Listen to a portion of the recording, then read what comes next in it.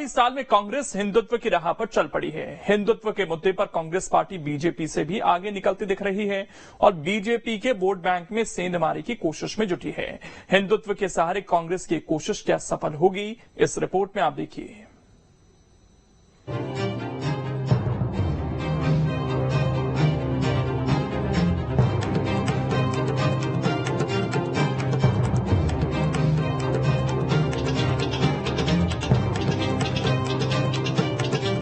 चुनावों से पहले मध्य प्रदेश में कांग्रेस पर भगवा रंग चढ़ा है। ऐसी ही तस्वीरें जबलपुर से सामने आई हैं, जब पूर्व सीएम दिग्विजय सिंह कावड़ ले जाते हुए देखे गए। दिग्विजय यहाँ की परंपरागत संस्कार कावड़ यात्रा में शामिल हुए। इस तस्वीर के बाद कांग्रेस की हिंदुत्व की राजनीति की फिर से चर्चा तेज हो गई है। इसी वजह से राजनीतिक दलों में कावड़ यात्रा को लेकर जमकर उत्साह देखने को मिला है। हर साल कांग्रेस और बीजेपी दोनों ही दलों के नेता संस्कार कावड़ यात्रा में शामिल होते हैं। फिलहाल कांग्रेस के हिंदुत्व कार्ड की अहम वजह मानी जा रही है, क्योंकि कई दिनों से कांग्रेस नेता हिंदुत्व की पिच पर नजर आ रहे हैं। कर्नाटक चुनावों के बाद बजरंग बली का मुद्दा बनाया। हनुमान भक्त के रूप में नजर आ रहे हैं कमलनाथ। मंदिर पुजारी प्रकोष्ठ का गठन किया। मठ मंदिरों की जमीन मुद्दे के जरिए पुजारियों पर नजर है। 230 विधानसभा क्षेत्रों में कांग्रेस धर्म रक्षा यात्रा निकाल रही है। 6 महीने पहले से कथाएं और धार्मिक यात्राएं देखी जा रही हैं। कांग्रेस कार्यालय को भगवा रंग के झंडों से सजाया गया था। पीसीसी के दफ्तर में धर्म संवाद कार्यक्रम का आयोजन हुआ था। कांग्रेस की ये कोशिश संकेत दे रही है कि हिंदुत्व के मुद्दे पर बीजेपी से आगे कांग्रेस निकलती जा रही है और बीजेपी की राह पर चलकर उसके ही वोट बैंक में सेंधमारी की कोशिश में जुट गई है। ऐसा ही नजारा राहुल गांधी की भारत जोड़ो यात्रा में दिखा और जब प्रियंका गांधी जबलपुर आई तो वे भी मां नर्मदा की भक्ति में लीन दिखी। कांग्रेस के हिंदुत्व कार्ड से माना जा रहा है कि ब्राह्मण वोटों को अपनी ओर लाने की कोशिश है, साधु संतों को अपने पाले में करने की कोशिश है। प्रदेश में 40 लाख के करीब ब्राह्मण वोटर हैं। ये कुल वोट का 10% के करीब है, जो विंध्य, महाकौशल, चंबल और मध्य क्षेत्र की 60 से अधिक सीटों पर सीधा प्रभाव डालते हैं। ब्राह्मण वोट कांग्रेस की ओर आता है तो 2023 का रास्ता आसान हो जाएगा। इतना ही नहीं, माना जा रहा है कि आने वाले चुनावों के लिए कांग्रेस अपने वचन पत्र को भी भगवा रंग में रंगने जा रही है। वचन पत्र में राम वन पथगमन कॉरिडोर, महाकालेश्वर, महेश्वर, ओंकारेश्वर के बीच ओम सर्किट के निर्माण, नर्मदा परिक्रमा कॉरिडोर बनाने के वादे को शामिल किया गया है। बीजेपी की ओर से इस पर सवाल किया गया है। यह जब चुनाव आते हैं तभी कांग्रेस हिंदुत्व की ओर आगे बढ़ती है और वोट बैंक की राजनीति करती है।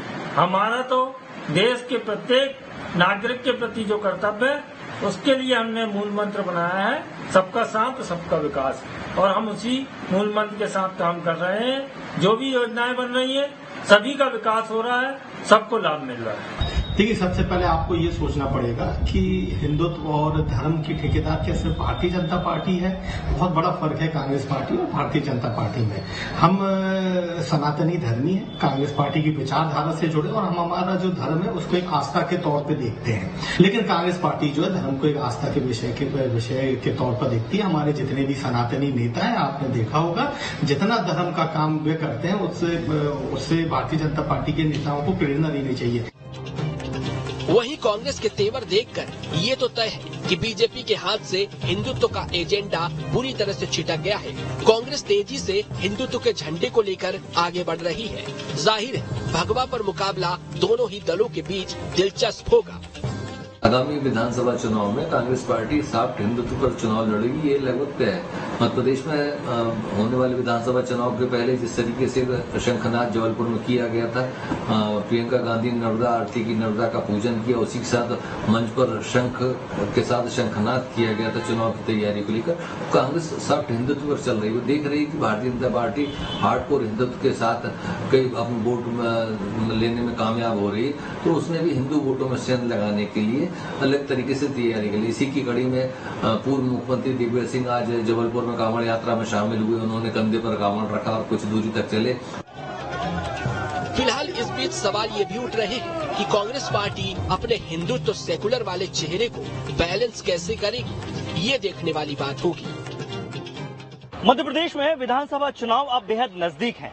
ऐसे में अब तक हिंदू वोटरों का सहारा लेती आई बीजेपी की काट निकालने के लिए कांग्रेस ने भी हिंदुत्व काट खेलना शुरू कर दिया है। यही वजह है कि लगातार जबलपुर और महाकौशल में कांग्रेस हिंदुत्व मुद्दे को सहारा बना रही है। फिर चाहे वो प्रियंका गांधी के दौरे के दौरान गदा की बात हो या फिर कांवड़ यात्रा में पूर्व मुख्यमंत्री दिग्विजय सिंह के शामिल होने की। अब देखना ये होगा कि कांग्रेस और बीजेपी के बीच चल रहा है इस हिंदुत्व काट का क्या नतीजा विधानसभा चुनाव में निकलता है। Durgesh Kumar, team news state. तो ये ही फॉर्मूला कर्नाटक में भी हम देख चुके हैं, जिसे भुनाने की कोशिश की गई थी और कांग्रेस उसमें सफल भी हुई थी। उसी को अब मध्य प्रदेश में भी लाने की कोशिश कांग्रेस भरपूर तरीके से कर रही है। अब इसमें खबर तो यह है कि कांग्रेस ने बीजेपी के कोर हिंदुत्व वाले एजेंडे पर पकड़ बनाना शुरू कर दिया है। पार्टी हिंदुत्व के मुद्दे के साथ चुनावी मैदान में उतर चुकी है। हार्ड हिंदुत्व की थीम पर कमलनाथ को प्रोजेक्ट किया जा रहा है। कर्नाटक चुनावों में जीत के बाद कांग्रेस ने बजरंग बली को अपनाया। कांग्रेस को यकीन है कि 2023 के चुनाव में धर्म की एंट्री से जीत की गारंटी है।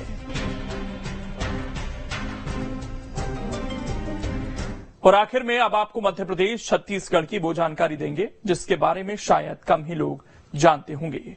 मध्य प्रदेश की एक ऐसी विधानसभा सीट है जहां कोई पूर्व विधायक ही नहीं है। ये सीट है सागर जिले की रहली विधानसभा सीट। 1985 से मंत्री गोपाल भार्गव की ये सीट है। लगातार 8 विधानसभा चुनाव जीतने के बाद आज भी गोपाल भार्गव यहां से विधायक हैं, यानी कि जब से ये सीट आई इस पर केवल एक ही विधायक हैं और उनका नाम है गोपाल भार्गव। इस सरकार में भी वो बड़े पद पर हैं। यही कारण है कि कभी कोई पूर्व विधायक बीच में आने का चांस ही नहीं बना।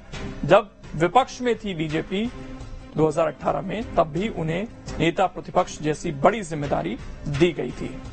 तो एक उनका अपना वर्चस्व है इस पूरे क्षेत्र में जो देखने को मिलता है, और इतने लंबे समय तक विधायक रहना किसी के लिए आसान नहीं। छोटे से